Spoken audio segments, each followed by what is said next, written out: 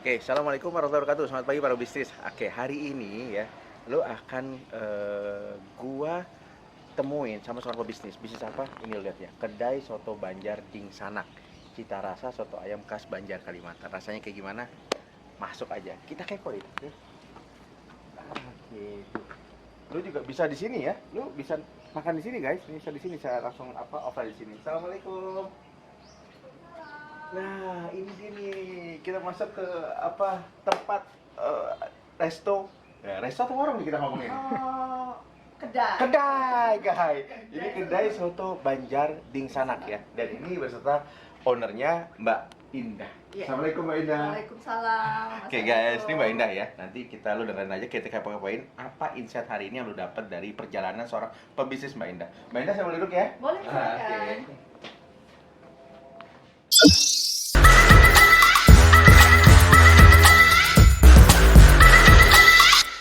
Assalamualaikum warahmatullahi wabarakatuh. Selamat pagi para bisnis. Apa kabar? Jumpa lagi di channel YouTube kami Celoteh Bisnis. Guys, biasa sebelum kita mulai ya, lo subscribe dulu lah. Ajak teman-teman lo, kemudian lo share beberapa video-video tentang para pebisnis. Supaya apa?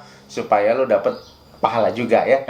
Karena kenapa? Lo menyebarkan informasi yang bagus tentang para pebisnis. Oke, hari ini lo bisa lihat di depan gue nih udah ada, wah ini apa ya? Soto, ada perkedel. Kayaknya enak banget. Guys, ini adalah, gua akan stop dulu. Karena lu pasti, wah kepo nih, apa nih, ini apa nih, gitu kan. Nggak usah khawatir, hari ini kita langsung datengin seorang pebisnis ya, owner dari bisnis ini, yang di depan kita ini ya. Bisnisnya apa, langsung kita tanyain aja, kita sapa ya beliau ya. Assalamualaikum Mbak Indah. Assalamualaikum, Pak Adito. Waalaikumsalam warahmatullahi wabarakatuh. Guys, ini adalah Mbak Indah ya. Siapa itu Mbak Indah? Langsung aja kita tanyain ya. Mbak Indah, thank you ya. Hari ini tim Celoteh Bisnis bisa dikasih waktu ya di tempat Mbak Indah ya. Oke, saya lihat juga kayaknya nih tempat memang enak loh guys ya. Nanti lo kesini lah untuk nih makan ini apa, ntar gua kasih tahu ya. Mbak Indah, yang pertama saya mau tanya gini, sebelum kita ngomong ke bisnisnya Mbak Indah ya. Mbak Indah itu latar belakangnya apa sebetulnya? Latar belakang Kerja atau gimana? Saya dulu kerja gitu dulu di kerja, oke. lembaga perbankan. Perbankan. Oh, banker berarti ya. Dulu. Dulu.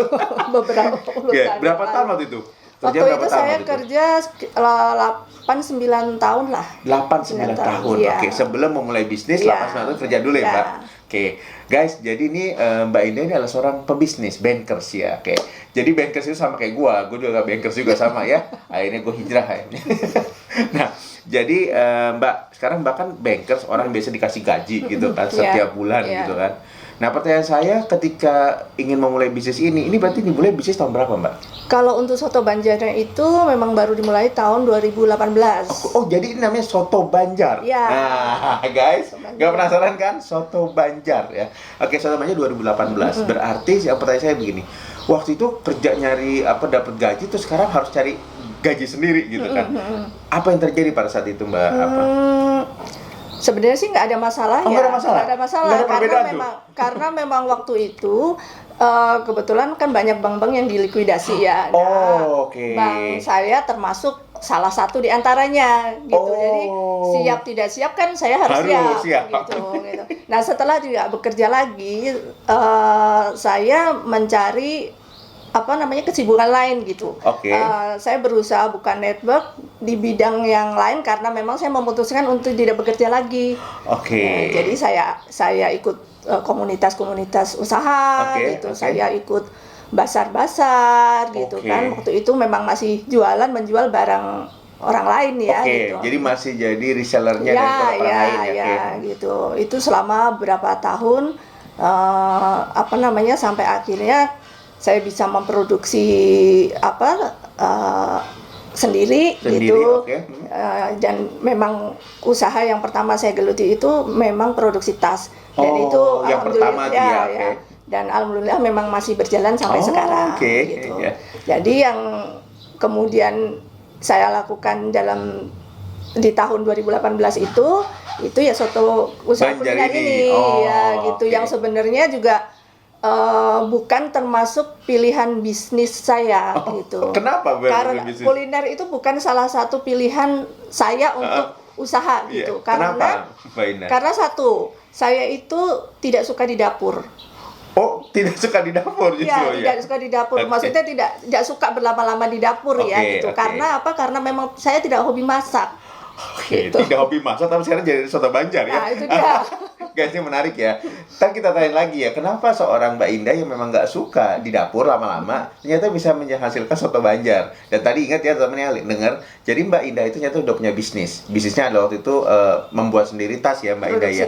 Produksi tas. Nah nanti, tapi kita bahasnya tidak itu, kita bahas yang soto ini. Tapi intinya adalah ternyata Mbak Indah ini memang udah dari punya apa ya, punya bisnis yang banyak ternyata guys ya. Jadi bukan cuma soto doang, ada juga tas juga pembuatan tas. Nah Mbak Indah gini, tadi Mbak Indah berarti karena memang terpaksa harus ada likuidasi dari bank ya, otomatis waktu itu uang pesangonnya lumayan ya Mbak Indah ya? Lumayan. Oh lumayan. Guys, bisa lah buat beli satu rumah. Nah, buat teman-teman kalau yang namanya perusahaan dilikuidasi memang dapatnya lumayan ya. Nah, oke, Mbak Indah sekarang gini. Berarti waktu itu Mbak Indah mulai dari tas kemudian soto Banjar. Ya. Nah, soto Banjar ini mulai dari 2018 ya, Mbak ya. Oke. Sekarang pertanyaan saya begini, Mbak kan tadi bilang katanya Mbak nggak suka berlama-lama di dapur. Iya, memang. Terus kok bisa ada ide sekarang malah membuat dari 2018, berarti udah 4 tahun loh. Iya. Ya, membuat soto Banjar. Apa yang terjadi pada saat itu? Sebenarnya terjadinya tidak nggak sengaja. Oh, nggak sengaja. Okay. Jadi suatu hari saya dan suami saya itu lagi jalan berdua lah gitu ya. Terus kita cari makanan gitu. Nah, terus suami saya bilang gini, di sini ada, itu di daerah Pamulang. Jadi di sini ada itu loh, ada soto Banjar katanya gitu. Kan itu makanan yang jarang didapatkan di Depok lah khususnya ya. Itu jarang ya di Depok ya? Jarang, memang jarang. Dan saya juga baru dengar soalnya. Jarang. Jadi akhirnya terus karena waktu itu ada info ada di daerah Pamulang, kebetulan kita sedang ada di daerah Pamulang gitu. Akhirnya kita ke situ terus nyari makan, lah ya. Nyari. Terus saya makan juga, saya memang pernah makan tapi nggak sering banget gitu lah. Terus saya makan di situ enak juga gitu ya. Nah, kebetulan pada saat yang bersamaan, jadi maksudnya nggak lama lah gitu. Jadi sejak kita nyoba itu ada tempat gitu di daerah Cinere waktu itu yang dipinjamkan ya oleh pemiliknya untuk ditempatin UKM. Oh, jadi UKM di Cinere gitu ya. Jadi siapa aja silahkan deh berjualan di situ. Itu 2000 berapa tuh? 2018 itu. 2018 itu, April 2018 gitu. Nah, sempat waktu itu saya gini, enak juga ya jualan soto ini gitu. Itu aja spontan aja gitu. Spontan aja tadinya ya, nggak punya mikir, dia coba aja lah gitu. Oh, enak juga ya, kayaknya soto kan bisa lah gitu, saya pikir gitu. Tadi saya pikir gini, di situ kan enak, udah saya beli aja deh bumbu yang ada di restoran itu gitu kan. Terus akhirnya singkat cerita, dapatlah saya tempat di toko itu, di kios itu gitu. Akhirnya karena saya memang nggak punya background memasak ya gitu, satu nggak suka, kedua juga memang nggak inilah, memang nggak pandai gitu. Akhirnya ya sudah, yang ada di kepala saya beli bumbu. Gitu. Jadi bumbunya beli aja gitu. Saya beli gitu. Jadi saya beli gitu. Saya bisa nggak saya beli gitu kan? Oh bisa gitu. Akhirnya saya beli, terus ya sudah, berbekal itu aja kan gitu. Tapi kan akhirnya ada kendala-kendala ya. Gitu. Apa kendala itu, Mbak? Kendalanya pertama jarak kan, gitu. Saat bumbu itu habis kan saya harus ke sana. Gitu. Sementara itu juga karena saya memang sudah mau usaha, artinya kan mengelola uangnya juga harus pinter ya, nggak asal habis terus saya udah deh ambil uang sendiri ya bener. Jadi kayaknya agak susah nih saya bilang gitu kan. Sementara penjualan juga kan namanya baru awal usaha itu kan masih belum stabil banyak, belum banyak, ya, benar, gitu kan benar. gitu. Jadi saat ini laku misalnya 2, besok 3, besoknya jadi target yang saya punya target itu sehari ditargetin harus, ya sama Mbak Indah ya? Iya kan, kalau usaha kalau menurut saya memang harus ditarget ya, walaupun seringkali target itu kan meleset gitu, tapi kan tetap harus ada target, gitu supaya kalau untuk saya ya gitu, itu jadi ketahuan larinya uang ini kan. Pendapatan jadi berapa ketahuan gitu kan. Jadi artinya kan kalau kita misalnya hari ini belum bisa beli gitu ya, modalnya belum cukup untuk beli lagi ya sudah, berarti tunggu dulu deh sampai ini gitu kan, gitulah. Kayak itu kalau keren saya, ya guys ya. Jadi gitu. sebentar Mbak Indah. Jadi Saya potong sebentar karena kenapa? Teman bisa dengar tadi ya. Jadi ternyata Mbak Indah bilang lagi tadi adalah apa? Hal yang paling penting adalah ketika ingin memulai bisnis, lo harus punya target. Berapa yang harus terjual ya? Dalam harian berarti ya Mbak ya? Iya, kalau saya biasanya harian. Ya? Oke, ingat ya guys, ada satu poin dapat ya Insa. Jadi ketika lo berbisnis, jangan cuma asal-asalan lo buka bisnis tapi nggak punya target. Karena kenapa? Kalau lo punya target ya berarti lo nggak akan tahu lo akan ada growth atau tidak, perkembangannya bagus atau tidak bisnisnya. Benar ya Mbak ya? Oke, dapat satu poin hari ini. Oke, nah terus Mbak Indah, tadi Mbak Indah bilang harus ada target. Terus kemudian ketika nggak tercapai target, apa yang dilakukan sama Mbak Indah? Ketika nggak mencapai target memang gemes ya, gitu kan. Gemes gitu. Gregetan gitu. Rasanya gimana sih gitu kan? Apalagi nih gitu kan yang harus dilakukan gitu supaya ini gitu. Ya sudah dijalanin aja gitu. Dijalanin aja gitu kan. Seperti sekarang ini ya, saya memang fokus sekarang ini di online gitu. Jadi online. saya masukin tuh soto Banjar gitu di GoFood di. Oh, sekarang udah mulai. Dari kapan nih, Mbak? Sebenarnya sudah dari 2018 itu begitu sudah kan eranya digital. Saya langsung ya ikut saya masuk ke sana lah nih, gitu. Sana. Jadi saya anggap itu jadi paling tidak ya jadi membantu saya untuk memasarkan produk saya di tempat-tempat yang mungkin saya nggak bisa jangkau gitu kan. Di Jepang Cinere aja juga kan. Jadi saya masukin ke Shopee Food, GoFood, GrabFood gitu.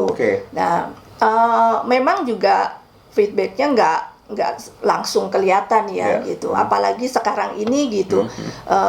Itu kan semuanya digital gitu. Ya kan, semuanya digital. Jadi algoritmanya juga saya lihat, saya juga agak bingung gitu melihatnya kan. Kadang-kadang saya ini udah begini-begini ngikutin itunya, kenapa kok nggak dikasih konsumen nih gitu loh. Jadi gitu. Tapi apa sih namanya, kayak seperti ini kan saya baru mulai lagi ya di rumah setelah pandemi itu kan vakum memang gitu. Jadi selama pandemi vakum. Jadi lewat online aja tapi nggak maksimal. Saya buka tutup gitulah gitu. Jadi di September kemarin, baru September yang September 3 bulan yang lalu. Itu saya baru mulai saya mulai lagi, saya aktifkan lagi ya online-nya dan saya buka di rumah gitu. Saya buka database. Nah, ini penting juga ini untuk teman-teman. Buka database gimana tuh? Database itu data customer kita gitu. Dan ternyata itu memang banyak membantu. Makanya mungkin untuk perusahaan-perusahaan yang sudah besar ya, kalau saya lihat ya gitu, mereka tuh kan benar-benar database customer tuh kan penting banget dan itu memang saya rasakan gitu. Jadi pas kemarin itu saya buka GoFood, saya buka Shopee Food, saya buka GrabFood, semua saya aktifkan semua, termasuk di sini kan ada pasarnya ID pasar.id ya. Nah itu juga saya ikut gitu. Pokoknya saya ikut aja gitu. Nggak tahu nanti dari mana, yang penting semua istilahnya ya, kendaraan itu saya ini deh gitu, saya ikutin gitu, saya join gitu. Nah, memang sih belum seperti yang saya harapkan ya, gitu hasilnya gitu. Jadi saya gini, gimana ya caranya ya? Saya saya rencana tadinya pengen sewa tempat, gitu. Saya pikir gini, soto ini kalau dimakan, kalau beli lewat GoFood itu mungkin juga orang ini nggak enak gitu. Kayak saya aja kalau beli yang berkuah gini maunya bakso segala itu, makanya di tempat gitu kan. Kayaknya vibe-nya lain gitu kan. Jadi saya gitu, kayaknya soto juga begitu gitu. Jadi saya cari-cari tempat pondok cabe saya gitu. Padahal sebenarnya uangnya belum ada. Gitu. Jadi saya tuh orangnya juga begitu sih gitu. Jadi kadang pokoknya penting cari dulu aja gitu. Saya tanya gitu, dan ternyata memang sama Allah ya memang belum waktunya kamu sewa. Gitu kan, sehingga pas saya ke situ sudah terisi semua. Terus saya udah pesan tempat ke yang jaga itu, kalau ada bangun lagi Pak gitu, ternyata juga nggak dapat. Jadi saya anggap juga udahlah, kalau saya nungguin dapat tempat terus saya nungguin uangnya ada dulu, terus saya kapan mulai usahanya dong gitu kan. Jadi akhirnya saya putuskan, saya bilang sama suami saya, ruangan yang di sebelah sini tadinya kan ruangan untuk produksi tas. Jadi saya mau jadiin tempat makan. Saya bilang gitu. Tapi saya juga memang nggak terang-terangan ya, karena di sini kan lingkungan perumahan gitu. Saya juga takutnya kalau terlalu terang-terangan nanti orang protes gitu. Jadi saya mau jadi ini prototipe gitu, prototipe untuk usaha saya. Saya kan nggak mau dong begini terus kan, terus kan gitu. Saya juga tapi ini dah prototipe saya. Prototipe dulu awalnya. Jadi pionir membangkit lagi dari bulan September ya, Mbak ya. Jadi di sini gitu. Nah, saya gini, di dalam sini siapa yang mau lewat ya? Ya, benar. Gitu kan. Jalan situ buntu. Jadi harus narik orang ke sini. Nah, salah satunya apa dilakukan tuh Jen sama memang dari online itu kan, salah satunya dari online. Iya, itu dari online iya gitu. Terus dari Google, pokoknya dari media sosial media lah semua saya sebarin. Terus yang keduanya lagi beruntungnya saya dulu itu kan waktu saya join di GoFood, GrabFood itu data customer tuh kan ada nomor teleponnya kelihatan. Dan itu saya catat semua. Mbak catat semua tuh? Ada berapa ratus, Mbak? Ada ribuan? Enggak, ribuan sih nggak sampai sih. Berapa ratus kira-kira? Ratusan ya? Wow. Terus adalah 100 ya. Gitu. Akhirnya saya apa dilakukan setelah dicatat, apa yang Mbak lakukan database kemarin itu akhirnya saya gini, aduh gimana ya cara datengin ini, udah saya bikin promo gitu, saya chat mereka satu-satu. Satu-satu di chat untuk buat promo gitu? Gitu. Jadi setiap 5 itu kalau lewat WhatsApp kan hanya bisa 5 ya, kirim 5 gitu. Jadi ya hari ini saya berapa orang, nanti besok lagi berapa lagi sampai akhirnya habis semua. Data saya. Apa yang terjadi setelah itu, Mbak? Nah, setelah udah di-chat-chatin. Direspon. Ya, direspon gitu. Jadi ada yang memang dulu pernah beli gitu. Mbak yang di mana sih ini? Akhirnya mereka beberapa ada yang datang sini. Kunjungan datang ke sini. Makan di tempat. Makan di sini. Terus akhirnya ada yang ngajak temannya lagi gitu datang. Jadi saya memang dari 100 itu ya, anggap aja dari 100 data yang saya kirim itu memang mungkin ya persentasenya nggak sampai separuh gitu. Mungkin juga ada yang memang belinya lewat GoFood, lewat Shopee gitu ya. Gitu. Tapi paling tidak saya merasa bahwa cara yang saya tempuh ini juga bisa kok ternyata bisa dilakukan. Jadi gini ya Mbak Indah, jadi menarik ya teman-teman ya. Jadi Mbak Indah dari 2018 juga udah menggunakan GoFood loh, luar biasa ya. Shopee juga ya, Shopee baru ya. Shopee baru ya. GoFood dan Grab. Jadi luar biasa. Jadi teman-teman di sini teman-teman bisa dapat pelajaran dari seorang Mbak Indah bahwa ya kalau mau bisnis ya udah lakukan aja dulu gitu. Kayak tadi Mbak Indah cerita ya, belum ada uang mau sewa tempat, nanti cari aja dulu ya. Uang belakangan. Nanti kalau dikumpulin nanti nggak kapan mulai lagi usahanya. Bener ya Mbak Indah ya. Betul. Jadi Mbak Indah terkebati ini adalah seorang pembisnis, salah satunya adalah mental yang kuat dan gigih. Ini ulet ya seperti Mbak Indah ya.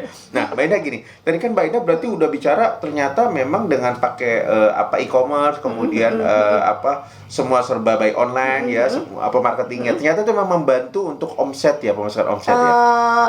Iya, untuk ya itu tadi balik lagi kalau untuk sesuai target yang saya mau memang belum sesuai dengan target yang kita buat gitu. Tapi ada gitu. Maksudnya ada hasil peningkatan lah ya. Gitu. Jadi artinya emang harus ya Mbak ya, seorang pebisnis emang harus mau nggak mau main di situ ya, di online itu ya. Di online dan memang kita harus rajin nawarin ya. Tadi Mbak bilang WhatsApp tadi. Ya, WhatsApp broadcast satu-satu dan saya pikir memang saya sempat gini dilema juga gitu karena kan ada yang bilang bahwa broadcast itu nggak sopan ya, gitu kan. Ada itu ya. Jadi saya mikir gini, gimana caranya ya saya bisa nawarin jualan tapi sopan, orang nggak tersinggung. Karena saya juga sering dapat juga kan, kita dapat WhatsApp juga kan. Kesannya jadi apa sih namanya, nih kak jual gitu lah. Gitu.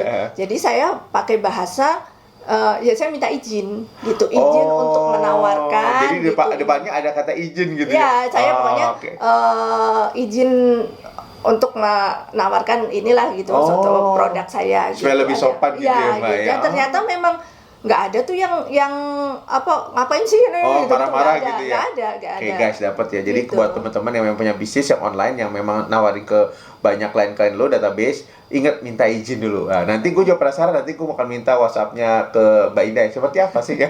Minta izinnya gimana nih? Oke. Nah, Mbak Indah gini. Nih sekarang saya fokus, tadi kan kita udah mulai fokus cara jualnya, kemudian pakai cara apa online. Sekarang saya mau fokus nih ke soto Banjar ini. Ini kan namanya soto Banjar apa namanya? Sanak. Ding Sanak. Apa ini dari mana sih sebelumnya? Soto Banjar ini kan sebenarnya soto ayam ya khas Soto ayam? Kalimantan. Soto ayam khas Kalimantan, guys. Ya, Oke. Dan Sanak? ayamnya tuh ayam kampung. Oh, ini ayam kampung? Ayam kampung. Oh, Kalau saya pakainya ayam kampung. oke. Kalau Ding Sanak itu sebenarnya bahasa Kalimantan, Yang artinya artinya? tuh saudara. Oh, jadi soto ayam saudara. Saudara. Jadi Jadi- kalau datang tuh Udah jadi kayak saudara. saudara. Oh, oke. Jadi buat teman-teman kalau mau nambah saudara, lu datang ke sini ya. Lu pasti langsung dianggap saudara. Abis makan ini bersaudara gitu. Nah, oh jadi ini memang apa karakternya berarti kelebihannya lah ini adalah sotonya ayam kampung. Ayam kampung dan rempahnya lebih banyak. Ayam kampung dan rempahnya lebih Ya, banyak. ya. Berarti memang berbeda dengan sesuatu yang di luar sana dong. Ya, pasti ada lah Pasti ya, ada pasti ya? ada bedanya. Nanti kita rasain guys ya, gak usah khawatir. Gua ada sesi tester nanti ya. Gua akan merasain seperti apa rempahnya. Jadi rempahnya juga dimainkan juga banyak di sini. Banyak, Pak, ya? banyak. Dari rempahnya ini juga ada beberapa rempah yang memang saya belinya di Kalimantan. Oh, Jadi lewat bahannya online. Oh, Gitu. Jadi ada yang memang nggak hanya ada di sana. nggak ada di sini, bahannya ada di sana. Saya maksudnya belum nemuin di sini Di ya, sini, gitu. oh. Jadi saya belinya di Dari sana dari Kalimantan. Jadi bahasanya kalau bahasa luar negeri diimpor ke sini. Ya. karena itu tadi ini juga akhirnya kan saya ngetes ya karena saya itu nggak bisa masak, jadi saya bener-bener ini banget gitu loh. Oh. Ini mesti berapa sih bawang merahnya gitu, ini berapa gitu. Jadi takarannya udah takarannya tuh bener-bener, dan saya memang tipikalnya memang begitu sih. Oh, gitu. Jadi sebenarnya detil pokoknya harus ini lagi. sebenarnya nggak juga sih, Oh, nggak.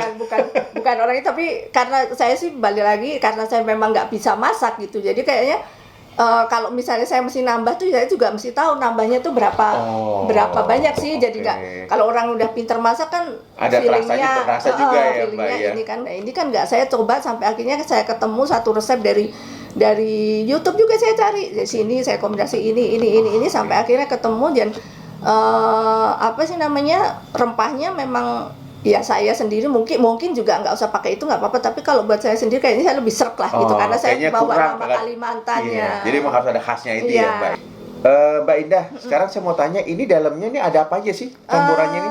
Kalau soto Banjar Kalimantan itu biasanya dimakannya sama ketupat. Jadi Oh, ini sama ketupat. isiannya Oh. ketupat.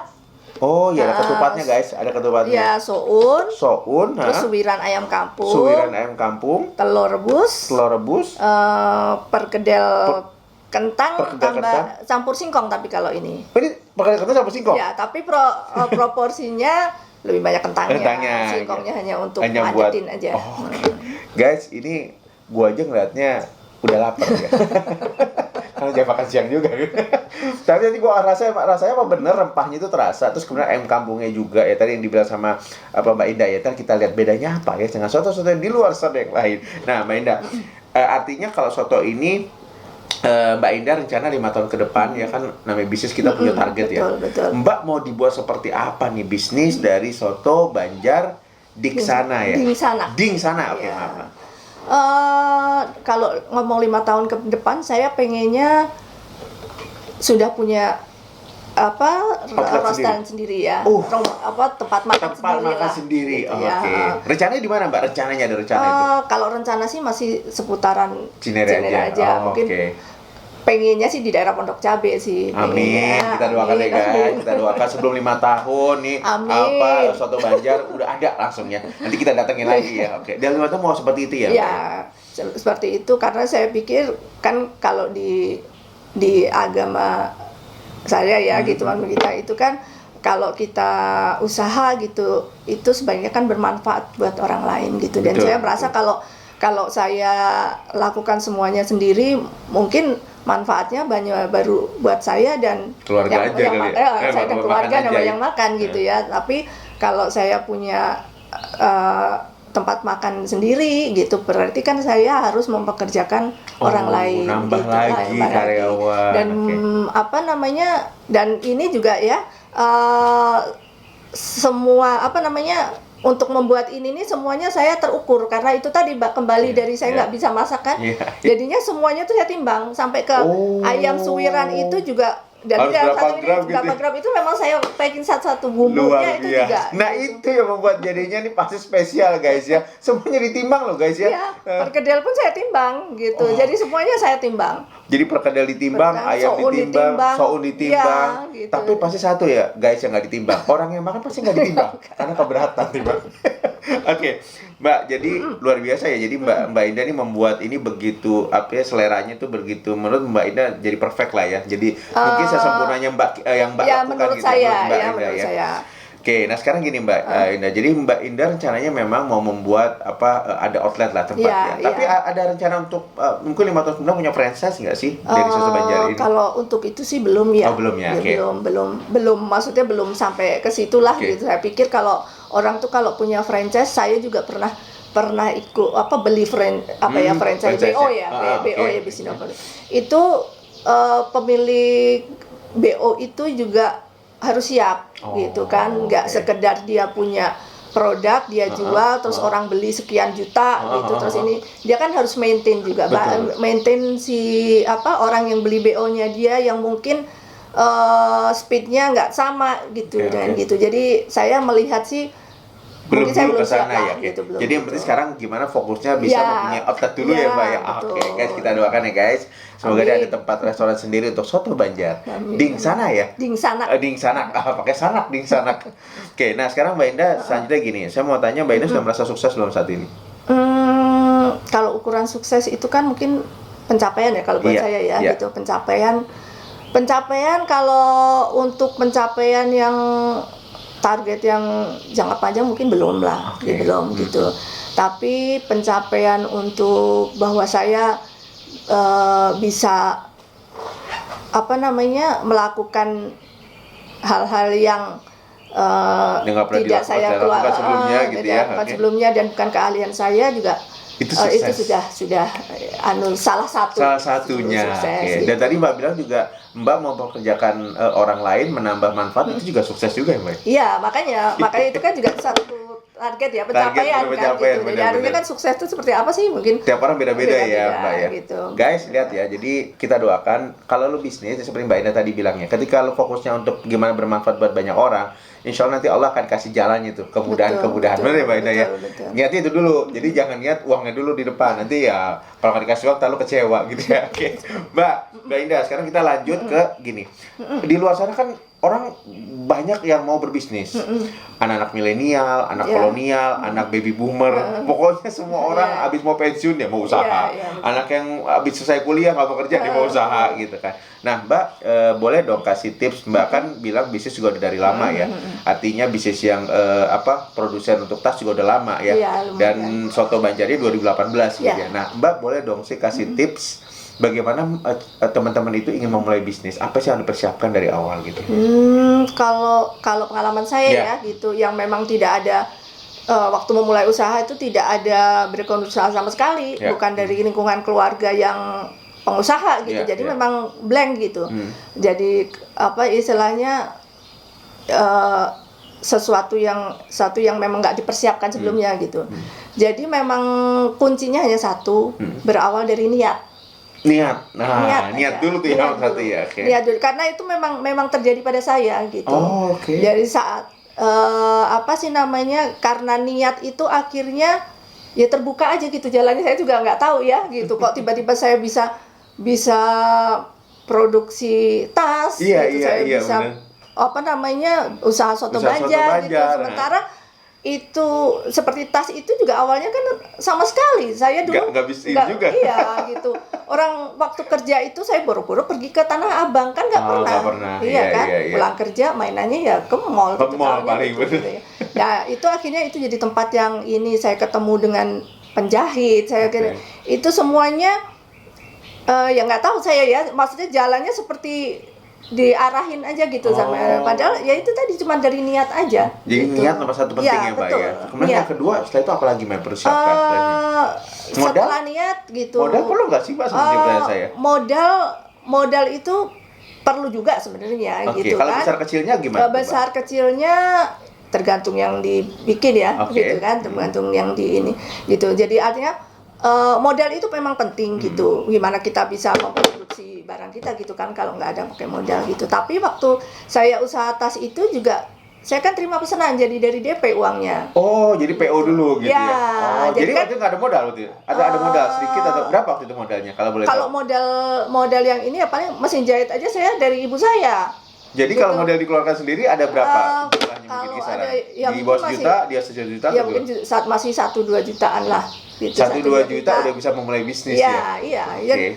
Saya rasa mungkin kalau pinter gitu jualannya ya untuk cari apa sih namanya, cari order dulu gitu kan, bisa juga kan. Kalau sekarang juga orang kan PO itu PO kan dulu harus bisa. iya kan, Iya, benar. PO. Jadi nggak perlu keluar uang ya berarti ya? Nggak perlu keluar uang kan. Kalau saya juga produksi tas itu kan juga begitu. Orang misalnya mau ini produksi misalnya 100 pieces, 200 pieces gitu. Ya saya minta dulu DP-nya gitu kan. Jadi harus Itu ada down payment-nya dulu nggak ada ya? Ya DP-nya itu ya untuk beli bahan-bahan dan sebagainya. Jadi nggak perlu kan. mengeluarkan lagi modal lagi yang besar lah ibaratnya gitu ya? Kecuali kan memang mungkin jumlahnya ini ya gitu, ribuan gitu kali. Jadi modal itu ternyata bisa didapat tadi tanpa modal pun sebenarnya bisa ya Mbak ya? Sebenarnya bisa ya? gitu kan. Tapi ya sistemnya aja ya, mungkin sistemnya ya PO itu kalau memang memungkinkan Ya, gitu. jadi ada 2 tambahannya. Ketiga, Mbak, kira-kira apa lagi? Tadi pertama niat, kedua tentang modal. Apa lagi perlu disiapkan untuk seorang pebisnis itu? Biar bisa running bisnisnya. Ya mental. Mentalnya harus kuat nih, Mbak. Harus kuat karena apa sih ya memang berbisnis sih kayak seperti saya juga masih bisnis saya masih UMKM. Sekian lama itu juga memang masih UMKM gitu. Masih merintis lah gitu. Tapi ya kalau saya menyenangkan menjalaninya ya gitu jadi kan. sambil happy itu menjadi lebih juga Iya. Berarti harus happy juga bisnis ya Mbak ya? Iya dong gitu. Bukan karena bisnis makanan loh ya jadi happy makan ya? Enggak ya? Enggak. Oke. Jadi harus happy. Nah, harus happy. Kalau masalah kreativitas gimana Mbak? Kalau kreativitas harus nggak sih seorang pebisnis harus kreatif iya dong, gitu? harus kreatif gitu, harus kreatif gitu.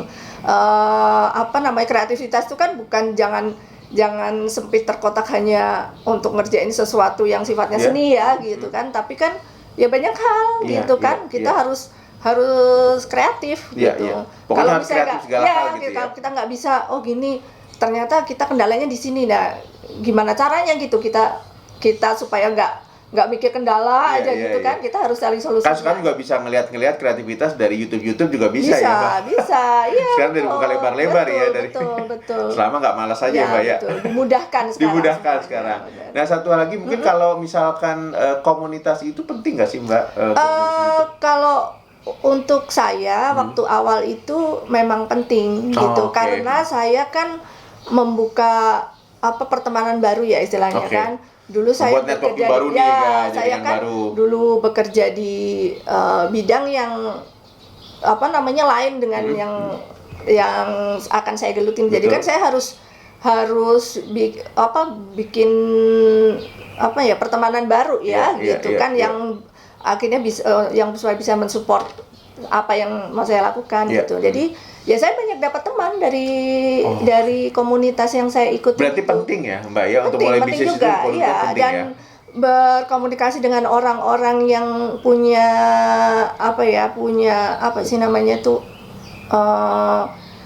usaha ya punya ini yang sama sama kita itu mungkin bikin kita nggak down gitu. Kalau misalnya saya bicara usaha nih, terus saya pengen ini, terus saya ngomong misalnya dengan adik saya mungkin yang bukan nggak usaha gitu, pasti dia bilang ngapain nggak usah lah gitu loh. Jadi malah ibaratnya jadi kok malah down gitu ya. Gitu kan maksudnya misalnya gitu. Jadi artinya ya memang nggak nyalahin juga karena kan memang nggak terjun di situ. Kayak saya mungkin juga bilang sama suami saya gitu, misalnya saya gimana ya gini, nggak usah lah, orang nggak ada gitu loh. Jadi tapi kalau ngomongnya dengan sesama pebisnis kan gitu ya. Mungkin dia kan sudah pernah mengalami hal-hal yang saya belum alami gitu loh. Jadi apa sih namanya ya, kalau buat saya sih penting sih. Penting ya. Oke. Guys ya, jadi udah dapat ya intisari dari pebisnis, salah satu niat. Yang kedua tadi apa? Ayo. Habis niat apa? Habis niat apa lagi? Lupa kan? Oke, jadi intinya ada niat, terus kemudian Mental apa? ya, Ada kuat. mental, ada yang kuat, ada modal juga, kreativitas, komunitas ya. Ya. Jadi jelasnya, kalau memang teman-teman sudah ada 5 hal ini, ya udah lakukan, just do it ya. Contohnya adalah seperti soto Banjarnya dari apa Mbak Indah ya, melakukan dari hal yang bukan passionnya, dari hal yang memang dia nggak Ya. mau di apa di lama-lama di apa di dapur ya, ternyata jadi hal yang seperti ini loh. Dan tadi kan loh sampai ditimbang loh ya. Ayam timbang luar biasa. Mbak Indah, Ya. thank you banget ya, Ya, obrolan kita sama-sama, hari ini. Pak Mudah-mudahan Gito. pasti bisa memberikan manfaat yang Semoga, positif ya buat semoga. teman-teman. Dan ini bisa menjadi amal jariah dari Mbak Indah ya. Amin, Oke, amin. dan saya doakan nih soto Banjarnya Amin. melesat pokoknya di sana. Pokoknya bisa Amin, langsung ya punya Rabbal apa restoran juga ya. Wah, luar biasa. Thank you guys hari ini sudah ikutin acara kita hari ini. Semoga teman-teman bisa dapatkan inspirasi yang bagus dan just do it, don't think kalau memang lo mau bisnis. Thank you. Assalamualaikum warahmatullahi wabarakatuh. Selamat pagi. Guys, nah ini adalah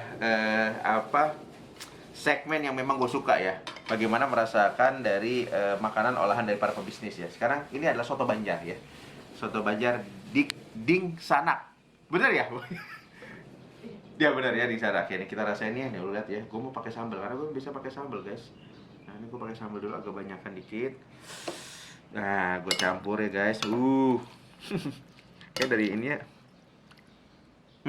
Baunya oke loh guys. Mantep. Rempahnya udah kerasa dari baunya guys. Ini ada ada lontong ya. Kita rasain. Bismillahirrahmanirrahim. Gue rasain ini ayamnya ya. Ayamnya sama lontongnya. Bismillahirrahmanirrahim.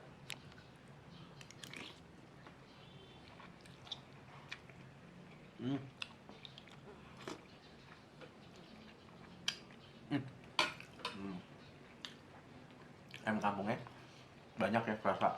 Jadi nggak kecil-kecil. Terus rasa bumbunya nih gue rasa lagi ya.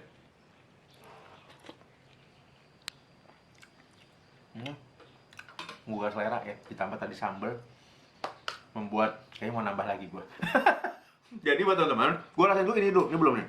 Ini yang ada singkongnya katanya ya. Jadi perkedel kentang yang ada singkongnya juga tambahannya. Gue rasain. Bismillah.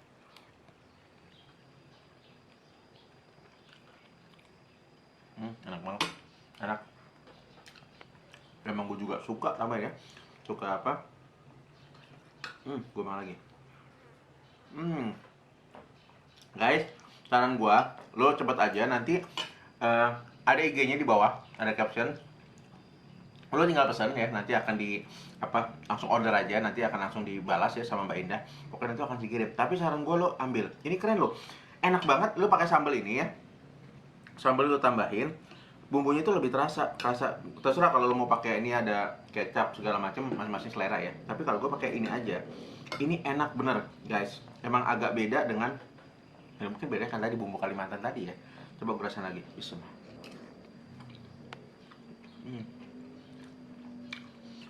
Dan yang hal yang baru pakai lontong. Dari kan soto pakai nasi ya. Jadi ada khasnya tuh ada ya, khasnya ada. Dan ini gue rekomen buat teman-teman, bukan karena gue review di sini ya, tapi emang bener. Tambah juga perpaduan pakai telur ya. Gue saran gue lo pesen karena ini rekomen juara. Berikan aplaus ya, karena enak. Thank you guys.